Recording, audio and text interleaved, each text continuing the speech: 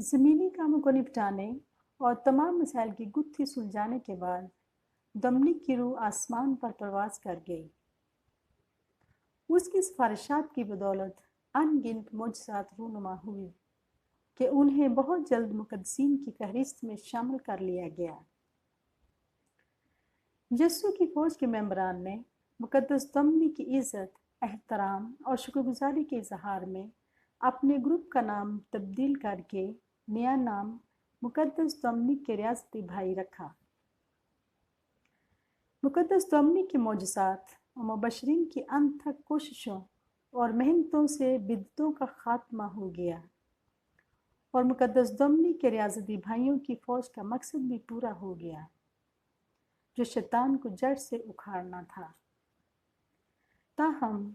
रियासती भाइयों और उनकी बेवाओं ने रियासती ज़िंदगी को जारी रखा, मगर जब मुबशरीन की तादाद में रोज़ बरोज़ इजाफा होता गया तो उनमें एक मशल सुबह के सितारे की मानंद मुक़द्दस भाई पतरस के रूप में फ़रोज़ा हुई, जिसने पाक दामनी की हालत में जामे शहादत नोश फरमाया।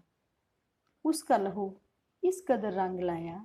कि बेशुमार बिदतियों के दिल जीत लिए, और शायद वो जिंदा होते हुए ऐसा ना कर पाते। इस तरह लश्करों के खुदावंद के पाकिस्तान को तबाह और बर्बाद करने के ख्वाहिशमंद अय्यार और मक्कार भेड़ियों का गौर तहस नहस हो गया और पाक कलीसिया में अमन और मान लौट आया।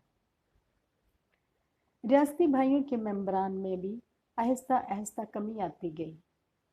मगर उनकी बेवाओं ने रियासती ज़िंदगी को ज़िंदा रखा और आहिस्ता आहिस्ता दूसरी बेवा औरतें भी इस ग्रोह में शामिल होती गईं कि अपनी ज़िंदगी कवानीन के मुताबिक गुजार कर अपने गुनाहों का कफ़ारा अदा करते हुए निजात हासिल कर सकें। जब इटली के मुख्तलिफ शहरों में उनकी तादाद में मज़ीद इजाफा होता गया तो उन्होंने डोमिनिकन भाइयों की मदद तलब की ताकि वो मुक़द्दस बाप डोमिनिक के कवानीन के मुताबिक अपनी तरबियत करें। उस वक्त तक कवानीन की कोई मखसूस और मुजल्लद किताब ना थी, लिहाजा ज़रूरत के मद्देनज़र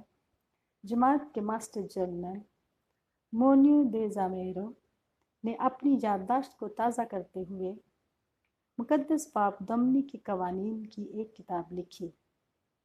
जिसे मुकम्मल किताब तो नहीं कह सकते, ताहम वो इन रियासती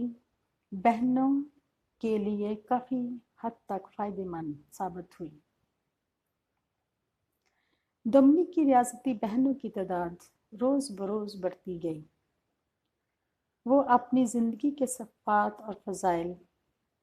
और दुआया सरगर्मी के बाइस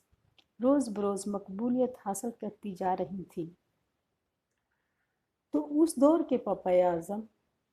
आनोरियो चहारम ने इन रहबात की नेक ज़िंदगी के चर्चे सुनकर एक उसकूफ़ी फरमान जारी किया कि डोमिनिकन रहबान बाहम बैठकर उनकी सुने और उनकी ज़िंदगी का जायज़ा लें। बदजान पापा आज़म जॉन 22वें ने जब वक्त की दो बड़ी बिदतों बेगीने और बेगारदी के ख़िलाफ़ एक फरमान बेनाम क्लेमेंटीना जारी किया तो उसमें उन्होंने वाज़ेह तौर पर इस बात का जिक्र किया कि वो रहबात जो इटली में अपने आप को मुक़द्दस दमनिक की रियासती बहनें कहती हैं, उनके मुतालिक कुछ दर्ज नहीं, जिससे इन रहबात को समाजी शोहरत और वक़ार डूबता नज़र आया। यही वजह थी कि कमवारी जवान लड़कियों की बजाय सिर्फ बेवा ख़वातीन ही